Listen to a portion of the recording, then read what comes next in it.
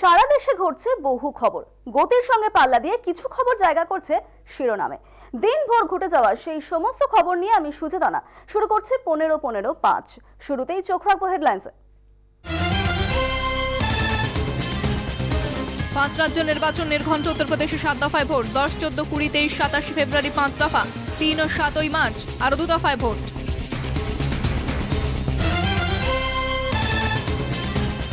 পাঞ্জাব, গোয়া, উত্তরাখণ্ডে 14 ফেব্রুয়ারি 1 দফায় ভোট, 27 ফেব্রুয়ারি, 3রা মার্চ মণিপুরে 2 দফায় ভোট।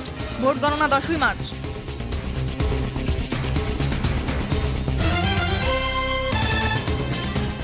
কোভিডের বাড়বাড়ন্তের মধ্যে বাংলায় পুরো ভোটে অনলাইনে প্রচারের আবেদন নির্বাচন কমিশনের। বিজ্ঞপ্তি জারি করল নির্বাচন কমিশন।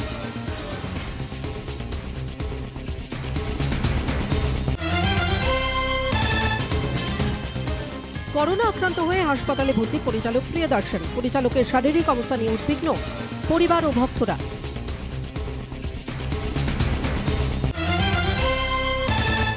এবার চোখ রাখবো প্রথম 15টি খবরে। জল্পনার অবসান। উত্তরপ্রদেশ, পাঞ্জাব সহ 5 রাজ্যের বিধানসভা নির্বাচনের দিনক্ষণ ঘোষণা করল নির্বাচন কমিশন। কড়া কোভিড বিধি মেনেই ভোট হবে বলে জানালেন মুখ্য নির্বাচন কমিশনার সুশীল চন্দ্র। 7 দফায় 5 রাজ্যের ভোট হবে বলে ঘোষণা করেন তিনি। 10ই ফেব্রুয়ারি উত্তরপ্রদেশে প্রথম দফার ভোট। মোট 7 দফার ভোট হবে উত্তরপ্রদেশে। 14 ফেব্রুয়ারি ভোট হবে পাঞ্জাব, উত্তরাখণ্ড ও গোয়াতে। ওই দিনই হবে উত্তরপ্রদেশে দ্বিতীয় দফার ভোট। 27 ফেব্রুয়ারি মণিপুরে ভোট গ্রহণ। 2 পর্যায়ে ভোট গ্রহণ হবে সেখানে। করোনা সংক্রমণ রুখতে ভার্চুয়াল ও ডিজিটাল প্রচারে জোর দিয়েছে কমিশন। অনলাইনে দেওয়া যাবে মনোনয়নপত্র। মহিলাদের জন্য মহিলা পরিচালিত ভোট কেন্দ্র থাকবে বলেও জানিয়েছে কমিশন। 10ই মার্চ ভোট গণনা। করোনা মোকাবিলায় তৎপর তৃণমূলের সর্বভারতীয় সাধারণ সম্পাদক অভিষেক বন্দ্যোপাধ্যায় শনিবার দক্ষিণ 24 পরগনা জেলা পরিষদের অফিসে দলীয় কর্মীদের সঙ্গে বৈঠক করেন তিনি। কলকাতার মতোই করোনা সংক্রমণের তালিকায় উপরের দিকে রয়েছে দক্ষিণ 24 পরগনা। ওই জেলায় সংক্রমণের হ্রাস টানতে বিভিন্ন সতর্কতামূলক ব্যবস্থা গ্রহণের সিদ্ধান্ত নেওয়া হয় বৈঠকে। সিদ্ধান্ত হয়েছে আগামী 7 দিন দোকান বাজারে ক্রেতা ও বিক্রেতাদের 2টি করে মাস্ক পরতে হবে। কেউ কথা না শুনলে আইনত ব্যবস্থা নেওয়া হবে। পঞ্চায়েত ও ওয়ার্ডে ওয়ার্ডে কন্ট্রোল রুম খোলা হবে। ডাক্তার অন কলের ব্যবস্থা চালু হবে। অসুস্থ হলে প্রয়োজনে সেফ হোমে যেতে হবে। আইসিবিএস ও আশাকর্মীদের 4 থেকে 5 জনের দল এলাকায় ঘুরে ঘুরে করোনা টেস্ট করবে। আগামী 20 তারিখ ফের রিভিউ কমিটির বৈঠক। রাজ্যের তরফে 12 বছর বয়সীদের থেকে টিকা চাওয়া হয়েছিল কেন্দ্রের কাছে, কিন্তু মোদী সরকার 15 ঊর্ধ্বদের টিকা দেওয়ার সিদ্ধান্ত নিয়েছে।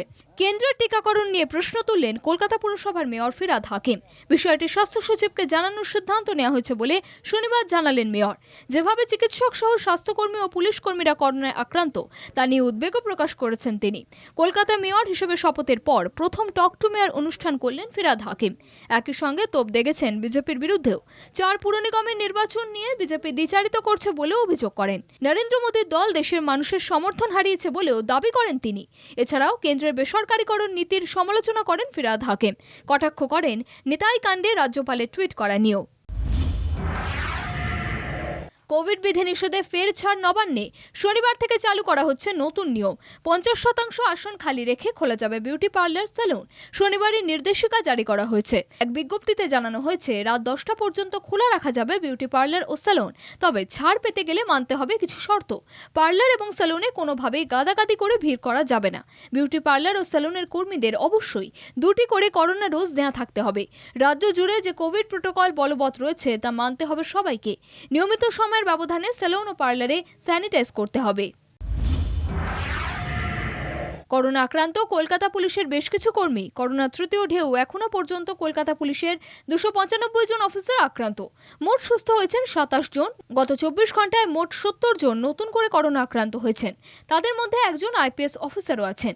কলকাতা পুলিশের করোনা অ্যাক্টিভ কেসের সংখ্যা 268। দেশের পাশাপাশি রাজ্যেও হু হু করে ছড়াচ্ছে করোনা সংক্রমণ। শনিবার কলকাতা পুরসভার পক্ষ থেকে শিয়ালদহ স্টেশনে শুরু হলো কোভিড পরীক্ষা কেন্দ্র। আরটিপিসিআর ও অ্যান্টিজেন টেস্ট করা হচ্ছে এই স্বাস্থ্য কেন্দ্রে। ভিন রাজ্য বা দূর দূরান্ত থেকে কলকাতায় আসা মানুষজনের মধ্যে সংক্রমণ আছে কিনা বুঝে নিতেই এই ব্যবস্থা। শুক্রবারই শর্ত সাপেক্ষে গঙ্গাসাগর মেলার অনুমতি দিয়েছে কলকাতা হাইকোর্ট। সেই মেলা উপলক্ষে ইতিমধ্যেই শহরে ভিড় জমাতে শুরু করেছেন মানুষজন। সংক্রমণ যাতে না ছড়ায় সেজন্য তৎপর প্রশাসন। সকাল 7টা থেকে রাত 8টা পর্যন্ত চলবে পরিষেবা। স্বাস্থ্য কেন্দ্রটি 13 জানুয়ারি পর্যন্ত চলবে বলে জানান এই স্বাস্থ্য কেন্দ্রের দায়িত্বপ্রাপ্ত মেডিকেল অফিসার। করোনা আক্রান্ত দমকল মন্ত্রী সুজিত বসু এই নিয়ে দ্বিতীয়বার এই মারণ ভাইরাসে আক্রান্ত হলেন তিনি। 2020 সালে প্রথমবার করোনার কবলে পড়েছিলেন তিনি। তার শারীরিক অবস্থা স্থিতিশীল, আপাতত হোম আইসোলেশনে আছেন তৃণমূল বিধায়ক। রাজ্যে লাফিয়ে লাফিয়ে বাড়ছে করোনা সংক্রমণ, প্রতিদিনই রেকর্ড গড়ছে দেশের দৈনিক সংক্রমণের হারও। আক্রান্ত হচ্ছেন নেতা, মন্ত্রী, প্রথম সারির যোদ্ধা থেকে সাধারণ মানুষ। উদ্বেগে প্রশাসন। রাজ্যে বাড়ছে করোনা সংক্রমণের হার, উদ্বেগ বাড়াচ্ছে শহর কলকাতার আক্রান্তের সংখ্যাও। করোনা থাবা বসিয়েছে কলকাতা পুরসভার অন্দরেও। সংক্রমণের জেরে আগামী 3 দিনের জন্য জন্ম ও মৃত্যু শংসাপত্র দেওয়ার বিভাগ বন্ধ রাখার সিদ্ধান্ত নেওয়া হলো। বেশ কয়েকদিন ধরে পুরসভার বিভিন্ন বিভাগের একাধিক কর্মী করোনা সংক্রমিত। করোনার কবলে ডেপুটি মেয়র অতীন ঘোষও। জন্ম ও মৃত্যু শংসাপত্র দেওয়ার বিভাগের একাধিক কর্মী করোনা আক্রান্ত। আপাতত আগামী 3 দিন এই বিভাগ বন্ধ রাখার সিদ্ধান্ত কলকাতা পুরসভার। তবে অনলাইনে আবেদন করার ক্ষেত্রে কোনো বাধা থাকছে না।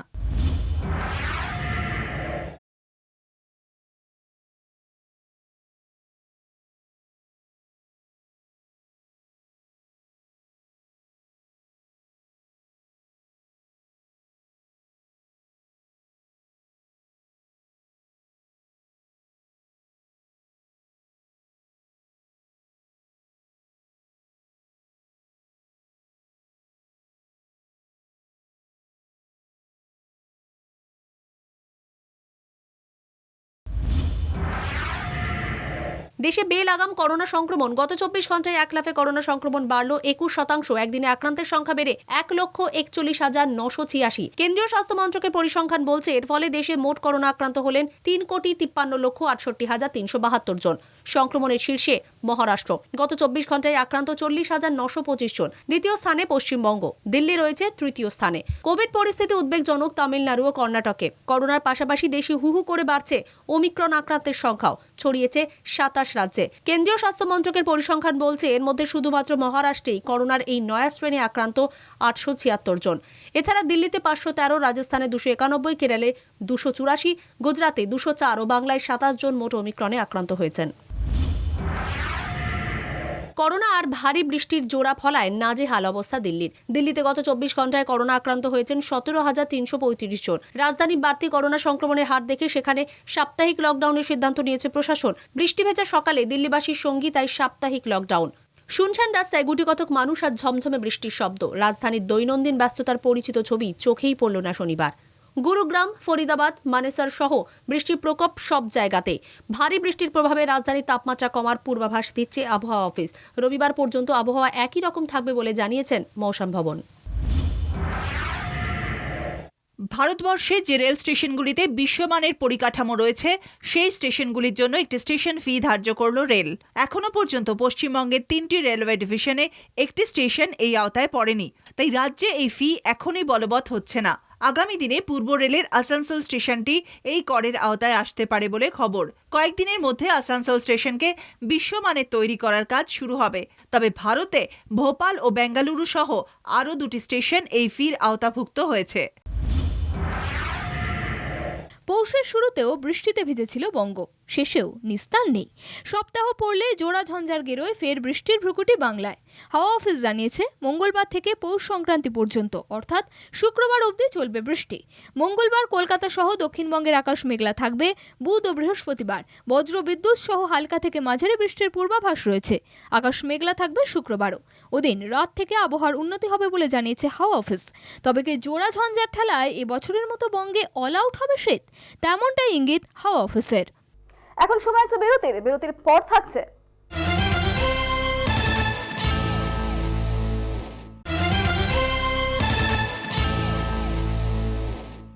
ফিরে এলাম বিরতির পর। নজর রাখবো পরের 15টি খবরে।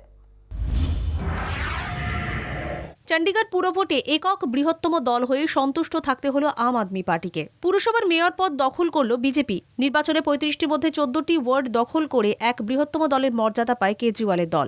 নির্বাচনের পর এক কংগ্রেস কাউন্সিলর বিজেপিতে যোগ দেওয়ায় গেরুয়া শিবিরের আসন সংখ্যা বেড়ে দাঁড়ায় 13। কংগ্রেসের 7 ও অকালি দল 1। শনিবার মেয়র নির্বাচনে কংগ্রেস ও অকালি দল অনুপস্থিত থাকে। শেষ পর্যন্ত ভোটাভুটিতে বিজেপি মেয়র প্রার্থী 14-13 ভোটে জয়ী হন। আপের একটি ভোট বাতিল করে দেওয়া হয়। যদি এই ফলাফল মানতে নারাজ আম আদমি পার্টি, সেই সঙ্গে কংগ্রেসকে নিশানা করতে ছাড়েনি তারা। ভোটাভুটিতে অনুপস্থিত থেকে বিজেপিকে জিততে কংগ্রেস সাহায্য করেছে বলে অভিযোগ করে আপ। বিদ্বেষমূলক বক্তব্যের বিরুদ্ধে প্রধানমন্ত্রীর সরব হওয়া উচিত। শুক্রবার খোলা চিঠি লিখে প্রধানমন্ত্রীকে আর্জি জানালেন বেঙ্গালুরু আহমেদাবাদের ইন্ডিয়ান ইনস্টিটিউট অফ ম্যানেজমেন্টের ছাত্র ও অধ্যাপকদের একটি দল। দেশে সংখ্যালঘুদের ওপর ঘৃণা ছড়ানো ও বিদ্বেষমূলক আচরণের ঘটনা ঘটছে। প্রধানমন্ত্রীকে তার বিরুদ্ধে কথা বলার জন্য অনুরোধ করা হয়েছে। স্বাক্ষরকারীরা বলেছেন, প্রধানমন্ত্রী নীরবতা ঘৃণা ভরা কণ্ঠকে উৎসাহিত করছে। প্রধানমন্ত্রীর অফিসে পাঠানো চিঠিতে 183 জন স্বাক্ষর করেছেন। এর মধ্যে আইআইএম বেঙ্গালুরু 13 জন ফ্যাকাল্টি সদস্য ও আইআইএম বেঙ্গালুরু 3 জন সদস্য রয়েছেন। দেশকে যারা বিভক্ত করতে চায় তাদের দূরে সরিয়ে দেওয়ার আহ্বান জানানো হয়েছে চিঠিতে। সংখ্যালঘু বিদ্বেষ ছড়িয়েই চলছে হিন্দুত্ববাদীরা, থেমে নেই প্রতিবাদও। হরিদ্বারে ধর্ম সংসদের বিদ্বেষ প্রচারের প্রতিবাদে উত্তরপ্রদেশের বেরেলিতে ইত্তেহাদ ই মিলাদ কাউন্সিলরের ডাকে আয়োজিত জনসভায় সুর চড়ল প্রতিবাদের। সংখ্যালঘুদের ঘটনার বিদ্বেষ ছড়ানোর ঘটনায় কড়া প্রতিক্রিয়া জানান সংগঠনের নেতা মৌলানা তওয়াক্কের রাজা। এর পাশাপাশি বুল্লি বাই অ্যাপ নিয়েও ক্ষোভ উগরে দেন তিনি। এ নিয়ে একদিকে যেমন প্রতিবাদ জারি, অন্যদিকে সমান তালে বিদ্বেষে ঘৃতাহুতিও দিয়ে চলেছে হিন্দুত্ববাদীরা। ধর্ম সংসদের তরফে প্রবোধানন্দ গিরি ফের একবার সংখ্যালঘুদের বিরুদ্ধে বিতর্কিত মন্তব্য করেন, জানিয়ে এখনো পর্যন্ত তার বিরুদ্ধে কোনো রকম ব্যবস্থাই নেই হরিদ্বার প্রশাসনের, হাত গুটিয়ে পুলিশ। আর এখানেই রাজনৈতিক মহলের প্রশ্ন, দেশের ছোট বড় নানা ঘটনা নিয়ে টুইট করেন প্রধানমন্ত্রী, কিন্তু এ নিয়ে কেন নীরব মোদী?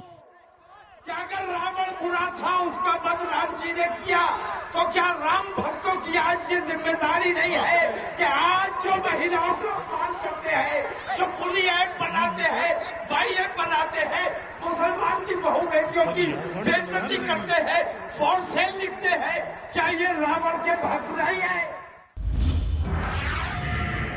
বিজেপি নেতাকর্মীদের আরও এক প্রকৃতি। এবারে সাক্ষী থাকলো ঝাড়খণ্ড। সংখ্যালঘু সম্প্রদায়ের এক মানসিক ভারসাম্যহীন ব্যক্তির ওপর চলল বিজেপি নেতাকর্মীদের নির্যাতন। ঘটনার সূত্রপাত বিজেপির এক প্রতিবাদ ঘিরে। প্রধানমন্ত্রী নরেন্দ্র মোদীর নিরাপত্তা গাফিলতি নিয়ে পাঞ্জাব সরকারের বিরুদ্ধে প্রতিবাদ দেখাচ্ছিলেন বিজেপি নেতারা। সেই সময় মানসিক ভারসাম্যহীন ব্যক্তি জিসান খান অপশব্দ ব্যবহার করে বলে অভিযোগ।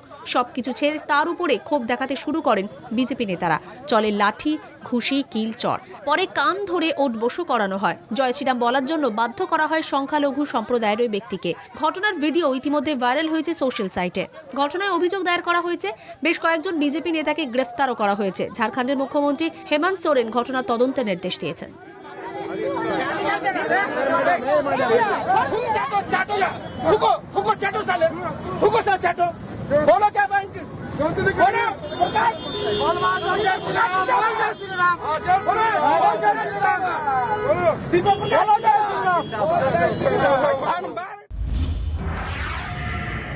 বিদ্বেষের কারখানা তৈরি করে রেখেছে বিজেপি। এই ভাষাতেই টুইটে বিজেপিকে আক্রমণ করলেন কংগ্রেস নেতা রাহুল গান্ধী। মহিলাদের ছবি অবৈধভাবে নিলামে তোলার অভিযোগ উঠেছিল বুল্লি বাই অ্যাপের বিরুদ্ধে। ঘটনায় দিল্লি সাইবার সেল একাধিক অল্প বয়সীদের গ্রেফতার করে। এদের এত বিদ্বেষ কেন? অল্প বয়সীদের গ্রেফতারের কথা মাথায় রেখে বিজেপিকে নিশানা করে প্রশ্ন রাহুলের। তার আরও অভিযোগ, বিজেপির বিদ্বেষের অন্যতম হাতিয়ার টেকফগ অ্যাপ। দুদিন আগেই টেকফগ অ্যাপের জালিয়াতি সামনে আনে কলকাতা টিভি। এবার সেই অ্যাপের বিরুদ্ধে সরব রাহুল গান্ধী। রিনিউ হলো মাদার টেরেজার মিশনারি অফ চ্যারিটির ফরেন কন্ট্রিবিউশন রেগুলেশন অ্যাক্ট। 25শে ডিসেম্বর মিশনারি অফ চ্যারিটির ফরেন কন্ট্রিবিউশন রেগুলেশন অ্যাক্ট রিনিউয়ের আবেদন বাতিল করেছিল কেন্দ্রীয় স্বরাষ্ট্র মন্ত্রক। ঘটনার প্রতিবাদ করেছিলেন পশ্চিমবঙ্গের মুখ্যমন্ত্রী মমতা বন্দ্যোপাধ্যায় সহ বিরোধীরা। লাইসেন্স বাতিলের ফলে সংস্থার যাবতীয় সমাজসেবামূলক কাজকর্মের জন্য ব্যবহৃত 250টি ব্যাংক অ্যাকাউন্ট ফ্রিজ হয়ে গিয়েছিল। মিশনারি অফ চ্যারিটির FCRA লাইসেন্স বাতিল হয়ে যাওয়ায় কেন্দ্রীয় সরকারের তীব্র সমালোচনা করেছিলেন তৃণমূল সাংসদ ডেরেক ওব্রায়েন। লাইসেন্স রিনিউ হওয়ার পর শনিবার সকালে ডেরেকের টুইটের নিশানায় দেশের প্রধানমন্ত্রী নরেন্দ্র মোদী। টুইটে তিনি লেখেন, প্রেমের শক্তি 56 ইঞ্চির শক্তির থেকে বেশি। বেজায় চটলেন বরিস জনসন। টিকা বিরোধীদের নিলেন এক হাত। ভ্যাকসিন বিরোধী প্রচারকারীদের তিনি নির্বোধ এবং মাথা খারাপ বলে কটাক্ষ করেছেন। উদ্বেগজনক হারে সংক্রমণ বাড়ছে ব্রিটেনে। নতুন বছরের শুরুতেই প্রতিদিন 2 লক্ষ করে সংক্রমণ ধরা পড়ছে। এইভাবে সংক্রমণ বেড়ে যাওয়ায় একাধিক নির্দেশিকা জারি করেছে প্রশাসন। টিকাকরণের পাশাপাশি জোর দেওয়া হয়েছে কোভিড বিধি মেনে চলার উপর। এর মধ্যেই একদল টিকা বিরোধী সোশ্যাল মিডিয়ায় জোরদার প্রচার চালাচ্ছেন। সেই নিয়েই তিনি শুক্রবার এক সাংবাদিক বৈঠকে বলেন, যারা এইভাবে সোশ্যাল মিডিয়ায় প্রচার করছেন তারা নির্বোধ এবং তারা মারাত্মক ভুল করছেন। করোনার এই পরিস্থিতি দেশের স্বাস্থ্য ব্যবস্থার উপর ব্যাপক প্রভাব ফেলছে। তাই অবিলম্বে সকলকে টিকা নেওয়ার অনুরোধ করেন তিনি। যতদিন যাচ্ছে তত নোভাক জকোভিচকে নিয়ে বিতর্ক বাড়ছে। আসন্ন অস্ট্রেলিয়ান ওপেনে কি খেলতে পারবেন বিশ্বের 1 নম্বর টেনিস তারকা? অস্ট্রেলিয়ান ওপেনে খেলতে আসা ডিফেন্ডিং চ্যাম্পিয়ন নোভাক জকোভিচের ঠিকানা এখন সে দেশের ইমিগ্রেশন ডিটেনশন হোটেল। 10 জানুয়ারির মধ্যে করোনা টিকা না নিলে বছরের প্রথম গ্র্যান্ড স্ল্যামে খেলা হবে না ওয়ার্ল্ড নাম্বার 1 টেনিস তারকার। অস্ট্রেলীয় প্রশাসন অনড় তাদের অবস্থানে। এদিকে নাছোড়বান্দা জকোভিচও টিকা নেবেন না তিনি। এদিকে জোকারের সমর্থনে সার্বিয়ার বিক্ষোভে সামিল শয়ে শয়ে মানুষ, সামিল তার মা বাবাও। এটিকে মোহনবাগান শিবিরে করোনার হানা, জৈব সুরক্ষা বলয় তৈরি করেও রেহাই পেল না আইএসএল। শনিবার এটিকে মোহনবাগান ও ওড়িশা এফসির মধ্যে ম্যাচটি স্থগিত রাখা হলো। পরে ম্যাচটি দেওয়া হবে বলে জানানো হয়েছে। এদিকে মোহনবাগানের পক্ষ থেকে তাদের ফুটবলারদের করোনা আক্রান্তের কথা জানানো হলেও সংশ্লিষ্ট ফুটবলারের নাম জানানো হয়নি। সূত্রের খবর, দুজন মোহনবাগানের ফুটবলার করোনায় আক্রান্ত হয়েছেন। এর আগে ইংলিশ প্রিমিয়ার লিগ, লা লিগা, ফ্রেঞ্চ লিগ সহ বিশ্বের বিভিন্ন ফুটবল প্রতিযোগিতায় করোনার প্রভাব পড়লেও এতদিন আইএসএলকে করোনা মুক্ত রাখা গিয়েছিল, কিন্তু শেষ রক্ষা হলো না। ফাঁকা গ্যালারিতে ম্যাচ হলেও জৈব সুরক্ষা বলয় ভেদ করে এটিকে মোহনবাগান শিবিরে করোনা হানা দিল। ফলে শনিবারের ওড়িশা এফসির বিরুদ্ধে ম্যাচটি, এটিকে মোহনবাগান ম্যাচটি স্থগিত রাখা হলো। এবার ভারতে প্রথম প্রয়োগ করা হবে ফিফার ভার প্রযুক্তি। 20 জানুয়ারি থেকে ভারতে শুরু হচ্ছে এএফসি ওমেন্স এশিয়ান কাপ প্রতিযোগিতা। মুম্বাই, নাভি মুম্বাই ও পুনেতে হবে AFC women's Asian cup football প্রতিযোগিতা। সেখানে প্রয়োগ করা হবে ভিডিও অ্যাসিস্ট্যান্ট রেফারি অর্থাৎ ভার প্রযুক্তি। অনেক আগে ইংলিশ প্রিমিয়ার লিগ বা লা লিগা সহ বিভিন্ন বড় ফুটবল প্রতিযোগিতায় ভার প্রযুক্তি ব্যবহার করা হয়েছে। ভারতে কোনো আন্তর্জাতিক প্রতিযোগিতায় ভার প্রযুক্তি ব্যবহার হওয়ায় গোল বিতর্ক অনেকটাই কমবে বলে মনে করছেন ফুটবল বিশেষজ্ঞরা। কেপটাউনে পৌঁছে গেল ভারতীয় দল। দক্ষিণ আফ্রিকার বিরুদ্ধে সিরিজের শেষ টেস্টে কেপটাউনে নামবেন বিরাট কোহলিরা। আগামী মঙ্গলবার থেকে সিরিজ নির্ধারণ ম্যাচে নামবেন ডিন এলগার ও বিরাট কোহলিরা। 3 ম্যাচের টেস্ট সিরিজে দুদেশই একটি করে ম্যাচে জয় পেয়েছে। সেঞ্চুরিয়ানে প্রথম টেস্টে জয় পায় ভারত। ওয়ান্ডারার্সে দ্বিতীয় টেস্টে সমতা ফেরায় প্রোটিয়ারা। পিঠের ব্যথার জন্য দ্বিতীয় টেস্ট খেলতে পারেননি ভারত অধিনায়ক বিরাট কোহলি। তবে কেপটাউনে সিরিজ নির্ধারণ ম্যাচে বিরাট প্রথম একাদশে ফিরছেন বলে বোর্ড সূত্রের খবর। এদিকে হ্যামস্ট্রিংয়ে চোটের কারণে পাওয়া যাবে না মোহাম্মদ সিরাজকে। প্রথম একাদশের সুযোগ হতে পারে ঈশান্ত শর্মার। উমেশ যাদবের নাম ভাবা হলেও দক্ষিণ আফ্রিকার পিচে অভিজ্ঞতার দিকে এগিয়ে থাকায় ঈশান্ত শর্মার দিকেই পাল্লা ভারী কোচ রাহুল দ্রাবিড়ের। সম্ভবত রবিবার থেকে প্রস্তুতি শুরু করবেন বিরাট কোহলিরা। কেপটাউনের সবুজ পিচে শেষ টেস্টে ভারত সিরিজ জিততে পারে কিনা সেটা অবশ্য সময়ই বলবে। আইসিসি বিশ্ব টেস্ট চ্যাম্পিয়নশিপে পয়েন্ট টেবিলে এই মুহূর্তে 4 নম্বরে ভারত। পাকিস্তান, শ্রীলঙ্কার পরেও আছে বিরাট কোহলিরা। এই মুহূর্তে শীর্ষে রয়েছে অস্ট্রেলিয়া, দ্বিতীয় শ্রীলঙ্কা, তৃতীয় পাকিস্তান ও চতুর্থ স্থানে ভারত। সেঞ্চুরিয়ানে দক্ষিণ আফ্রিকার বিরুদ্ধে প্রথম টেস্টে 113 রানে জয় পায় বিরাট কোহলিরা। কিন্তু স্লো ওভার রেটের জন্য গুরুত্বপূর্ণ কিছু পয়েন্ট কাটা যায় ভারতের। তারই প্রভাব পড়ে বিশ্ব টেস্ট চ্যাম্পিয়নশিপের পয়েন্ট টেবিলে। সেঞ্চুরিয়ানে প্রথম টেস্ট জয় ভারতের সংগ্রহ 53 পয়েন্ট। ভারতের পরেই আছে দক্ষিণ আফ্রিকা। পয়েন্ট টেবিলে এই মুহূর্তে সবার শেষে ইংল্যান্ড। ষষ্ঠ অজি ব্যাটার হিসেবে অ্যাসেজে 2 ইনিংসে 100 রানের ক্লাবে নাম লেখালেন ওসমান খোয়াজা। সিডনি চতুর্থ টেস্টে 2 ইনিংসে সেঞ্চুরি করলেন খোয়াজা। এর আগে স্টিভ ওয়া, ম্যাথু হেডেন, স্টিভ স্মিথদের পাশে নিজের নাম নথিভুক্ত করলেন তিনি। প্রথম ইনিংসে 137 রান, দ্বিতীয় ইনিংসে 101 রানে অপরাজিত থাকেন ওসমান খোয়াজা। সিডনি টেস্টের দ্বিতীয় ইনিংসে 6 উইকেটে 165 রানে ডিক্লেয়ার করে অস্ট্রেলিয়া। দিনের শেষে কোনো উইকেট না হারিয়ে 30 রান ইংল্যান্ডের। অস্ট্রেলিয়া থেকে এখনও 358 রানে পিছিয়ে ইংল্যান্ড। রবিবার সিডনি টেস্টের শেষ দিন। প্যাট কামিন্স, মিচেল স্টক বোলারদের মতো অজি বোলারদের সামনেও ইংল্যান্ড ম্যাচ ড্র করতে পারে কিনা এখন সেটাই দেখার। এখন সময় একটা বিরতির পর থাকছে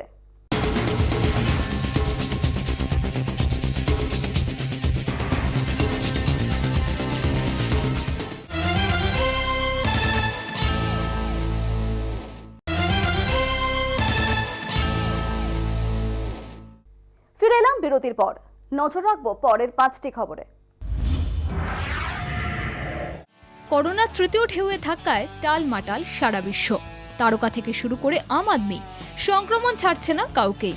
করোনা আক্রান্ত হয়ে হাসপাতালে ভর্তি হয়েছেন বলিউড পরিচালক প্রিয়দর্শনের ঘনিষ্ঠ মহল সূত্রে খবর, পরিচালকের কোভিড রিপোর্ট পজিটিভ আসার পর তাকে চেন্নাইয়ের একটি হাসপাতালে ভর্তি করা হয়েছে।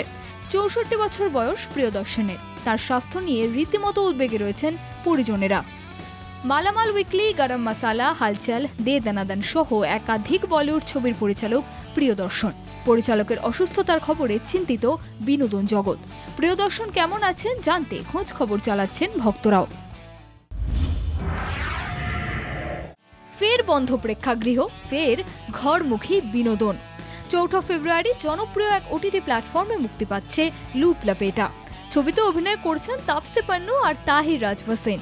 ছবির ওটিটি রিলিজের খবরে খুশি তাপসী তাহির দুজনই। লুপ লাপেটা মুক্তির খবরে খুশি পরিচালক আকাশ ভাটিয়া। ছবির গল্প কিন্তু বেশ আটকে। গল্পে সমস্যায় পড়া বয়ফ্রেন্ডকে উদ্ধারের জন্য কোমর বেঁধেছে গার্লফ্রেন্ড। ছবি নিয়ে পরিচালক আকাশ বলছেন, তার লুপ লাপেটা আসলে রোম্যান্স কমেডি থ্রিলারের রোলার কোস্টার রাইড। ছবির কাস্টিং থেকে শুরু করে টেকনিক্যাল টিম সবাই মিলে এই ছবিতে জান প্রাণ দিয়ে দিয়েছেন। লুপ লাপেটা নিয়ে খুশি তাপসীও। তাহির ভাসিন আর আকাশ ভাটিয়ার সঙ্গে কাজ করে সুপার এক্সাইটেড হয়ে আছেন তাপসী। অভিনেত্রীর মতে লুপ লাপেটা একেবারে অন্যরকম জনারের ছবি। দর্শকের ছবি ভালো লাগবে বলেই আশাবাদী তাপসী। ছবিতে তাপসীর চরিত্রের নাম সাভি। সে উদ্ধার করবে তার বয়ফ্রেন্ড সাথিয়াকে। সাথিয়ার চরিত্রে অভিনয় করছেন তাহির রাজভাসেন। তার মতে লুপ লাপেটা আসলে নিউ এজ রোম্যান্স। এমন ছবিতে কোনো দিন কাজ করেননি তিনি। থ্রিলার আর কমেডির মিশেলে লুপ লাপেটা দর্শকের কাছে ভিজুয়াল ট্রিট হতে চলেছে বলেই বিশ্বাস তাহির রাজভাসেনের। ছবি নিয়ে গোটা টিমই দারুণ উচ্ছ্বসিত। কমেডি থ্রিলার অ্যাকশনের মিশেলে লুপ লাপেটা দর্শকের কতটা পছন্দ হলো তা জানা যাবে ফেব্রুয়ারির 4 তারিখেই। নিজের মর্জির মালিক তিনি নিজেই। তাই তো গ্যালাক্সি অ্যাপার্টমেন্ট ছেড়ে মাঝে মধ্যেই পানভিলের ফার্ম হাউসে বসবাস করেন সালমান খান। ঘোড়ায় চড়া, শরীর চর্চা সবই চলে সেখানে। ফার্ম হাউসেই আস্ত একটা সংসার সাজিয়ে রেখেছেন ভাইজান। ভাগনা ভাগ্নি নিয়ে মাঝে মধ্যেই পাড়ি দেন সেখানে, জমিয়ে মস্তিও করেন। সদ্যই সোশ্যাল মিডিয়ায় নতুন ছবি পোস্ট করেছেন সালমান। ছবিতে ঘোড়ার সঙ্গে অন্তরঙ্গ ভাইজানের দেখা মিলেছে। ছবিতে দেখা যাচ্ছে এক হাতে ঘোড়ার লাগাম ধরে আছেন ভাইজান, অন্য হাতে পোষ্যকে আদর করতে ব্যস্ত তিনি। সালমানের হাস্যরস নিয়ে আলাদা করে বলার কিছু নেই।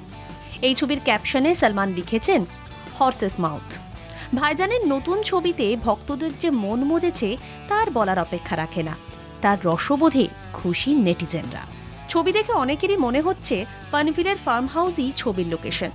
এই ফার্ম হাউসেও দিন কতক আগে সাপে কামড়েছিল সালমানকে। হাসপাতালে ভর্তি হয়েছিলেন তিনি। তা নিয়েও অবশ্য মজা করতে ছাড়েননি সালমান। বাচ্চাদের চেঁচামেচি শুনে তাদের সাপের হাত থেকে উদ্ধার করতে গিয়েই সালমানকে সাপে কামড়ে দেয়। তিনি বলেছিলেন, প্রথমে লোকজনরা সাপ সাপ করে চেঁচাচ্ছিল, তারপর সাপে কামড়ে দিতেই তারা সাপে কামড়েছে বলে চেঁচান। তারপর আবার একবার কামড়াতে সালমানকে হাসপাতালে নিয়ে যাওয়ার জন্য হসপিটাল বলে চেঁচামেচি শুরু করেন। সাপে কামড়ানোর পরও সালমানের রসবোধে তখনও মুগ্ধ হয়েছিলেন সকলে। 15:05 এখন এই পর্যন্তই। দেখতে থাকুন কলকাতা টিভি, রাত দিন 7 দিন।